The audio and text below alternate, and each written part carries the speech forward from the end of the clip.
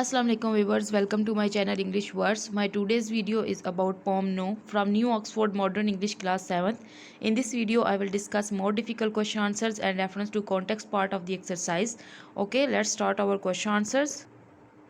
Poem No, more difficult question answers and RTC mean reference to context part. Okay, first question, how would you describe the general picture painted by the poet? Is it a cheerful one? कि शायर ने हमारे जहनों में एक तस्वीर कशी की है, एक इमेज क्रिएट किया है, उसको बयान करें कि वो कैसा है. Is it a cheerful one? क्या वो खुशगवार इमेज है? Answer, the poet describes a month November, कि शायर ने इस नज़म में एक महीने को बयान किया है. वो कौन सा महीना है? नवंबर का महीना. The poet describes this season as being one without warmth and cheerfulness. Poet जो है वो इस महीने को ऐसे बयान करता है कि ये एक ऐसा महीना होता है, एक ऐसा मौसम होता है इस महीने में जिसमें ना कोई लोगों में गर्मजोशी होती है और ना ही चहल पहल होती है. It has none of the other aspects that feature in some other months of the year. इसमें कोई भी ऐसा पहलू नहीं होता जो कि दूसरे साल के दूसरे महीनों में जो मुख्तलिफ पहलू होते हैं उनमें से एक भी पहलू नहीं होता जो इस महीने में हो. However he does it in a cheerful way, so this poem is not depressing और सैड. लेकिन उसने इसको एक खुशगवार तरीके से किया है. इस वजह पोम जो है ये ना इतनी डिप्रेसिंग है और ना सैड है. यानी पढ़ने वाले को इसमें जब ये पढ़ता है पोम तो उसको सैडनेस फील नहीं होती. पोइट ने इसको इतने अच्छे अंदाज से बयान किया है. Question 2, do you think the poet has a good sense of humour? Why? दूसरा सवाल है कि क्या आपको लगता है कि पोइट जो है उसकी हिस्से मज़ाक अच्छी है, और अगर आपको लगता है कि ऐसा है तो क्यों है ऐसा, क्यों आपको ऐसे लगता है कि पोइट की जो है हिस्से मज़ाक अच्छी है, वो रीज़न भी दे. Answer, although the poem is full of negative statements, the poet still manages to make it sound fairly cheerful. कहता है कि बेशक इस नज़म में बहुत सारी जो मनफी स्टेटमेंट्स हैं, मनफी बातें की गई हैं, नेगेटिव बातें की गई हैं, लेकिन पोइट ने फिर भी मैनेज किया है कि इसको एक अच्छे अंदाज में बयान करे. The rhyming couplet, the use of same word to start each line, and the pace at which the poem moves all help to make it cheerful. अब पोइट ने कैसे मैनेज किया है? उसने राइमिंग कपलेट्स यूज़ किए हैं, उसने हर line के शुरू में सेम वर्ड यूज़ किया है, और जिस स्पीड से ये पोइम आगे जा रही है ये सब हेल्प करते हैं कि उसको चीयरफुल बनाए, उसको एक अच्छा अंदाज, एक नया रंग दें, उसको एक अच्छा रंग दें जिससे पढ़ने वाले को खुशी महसूस हो. राइमिंग कपलेट्स मैंने आपको बताया था, राइमिंग कपलेट्स वो होते हैं जब दो लाइनों के किसी भी नज़म की दो जो लाइंस होती हैं उसके आखिरी वर्ड्स की साउंड्स मैच कर रही हों. जैसे इस नज़म में है मून नून, तो ये जो दो लाइंस हैं जिनकी आखिरी वर्ड्स की साउंड्स मैच कर रही हैं, राइम मैच कर रही है, इन दो लाइनों को बोलते हैं राइमिंग कपलेट्स. तो पोइट ने ये यूज़ करके और हर लाइन के शुरू का वर्ड सेम यूज़ करके और जिस स्पीड से इसने इस नज़म को ये जा रही है ये सारी इसको हेल्प करती हैं कि इस नज़म को खुशगवार बनाने में. The last line shows it has humour, और जो आखिरी लाइन है इस नज़म की वो ये ज़ाहिर करती है कि इसमें मज़ा भी है. इसमें जो पोइट है उसमें हिस्से मज़ा है, वो मज़ाहिया करके उसने इसको पेश किया है. Question 3, what impact is created by the repetition of know through out the pome. के कहते हैं कि तीसरा सवाल है कि क्या असर पैदा होता है नो वर्ड को बार बार इस नज़म में रिपीट करने से, क्या इम्पैक्ट पैदा होता है, क्या असर पैदा होता है, पोइट ने क्या असर पैदा किया है इस नो वर्ड को बार बार यूज़ करके. Answer, the poem describes a month November in which there are a lot of negatives indicated by no. This repetition of no helps to create rhyme and rhythm. These contribute to the musical quality of the poem.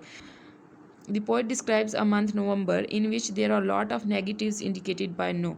कहता है कि poet ने इस नज़म में एक month को describe किया है, एक महीने को बयान किया है, और वो कौन सा है? नवंबर का महीना है. और इसने इस नज़म में बहुत सारे नेगेटिव्स यूज़ किए हैं, बहुत सारी नेगेटिव बातें की हैं, और उसने उसको किससे ज़ाहिर किया है? उसने नो वर्ड से उन सब नेगेटिव बातों को ज़ाहिर किया है. तो this repetition of no helps to create a rhyme and rhythm. और ये जो बार बार रेपिटिशन हुई है, बार बार जो नो वर्ड उसने यूज़ किया है, इससे क्या हुआ है? पोइम में एक राइम और रिदम क्रिएट हुआ है, एक म्यूज़िकल इफेक्ट आया है, एक प्रॉपर एक जैसे एक गाना होता है उसमें जो रिदम राइम होती है, इसी तरह ऐसे लगता है. These contribute to the musical quality of poem. ये बार बार नो का इस्तेमाल ऐसे लगता है कि उसने नज़म में एक म्यूज़िकल क्वालिटी पैदा की है, एक उसमें इसको अच्छी रिदम, एक राइमिंग पैटर्न दिया है. ओके व्यूअर, ये थे more difficult question answers. Let's come to reference to context question answers. Our first question is what is mean by t'other side the way. T'other side the way का क्या मतलब है? ये basically एक contraction है और इसका जो वो कह रहे हैं कि इसका क्या मतलब है. आंसर आप इसमें एक लाइन ऐड कर सकते हैं कि basically this is a contraction. It literally mean कि ये बेसिकली एक कॉन्ट्रैक्शन है. It literally means the other side of the road. और इसका असल में मतलब क्या है? रोड की दूसरी तरफ. Question B. Why do you think the phrase no go is put in inverted commas while others no mail are not? Is there any other expression in inverted commas?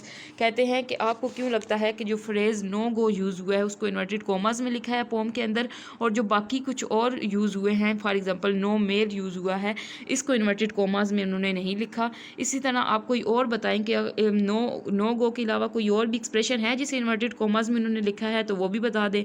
Okay answer. अच्छा, इसके answer से पहले मैं आपको बता दूं कि जब हम किसी चीज़ को कोट करते हैं, किसी की राइटिंग को या किसी के एग्जैक्ट वर्ड्स लिखते हैं जो उसने एग्जैक्ट बोला हो या एग्जैक्ट लिखा हो, वो वर्ड जब हम अपनी राइटिंग में कोट करते हैं, अपनी राइटिंग में एग्जैक्ट वही वर्ड लिखते हैं, तो हम उनको इन्वर्टेड कोमास में लिखते हैं. इसके अलावा जो कोलोकियल कॉन्ट्रैक्शंस होती हैं, यानी कोई कॉन्ट्रैक्टेड वर्ड होता है, तो उसमें भी हम इन्वर्टेड कोमास यूज़ करते हैं.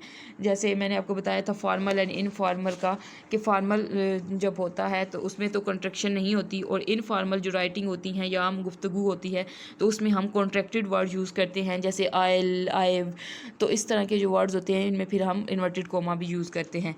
तो आंसर है we put a phrase in inverted commas when it is said by a person और we quote a phrase from any writing. कि हम किसी भी फ्रेज़ को इस वक्त इन्वर्टेड कोमास में लिखते हैं जब वो बात किसी ने कही हो या अपनी राइटिंग में लिखी हो, उसको हम एग्जैक्ट अपनी राइटिंग में लिखें. Here no go is in inverted commas because it is said by transport authorities.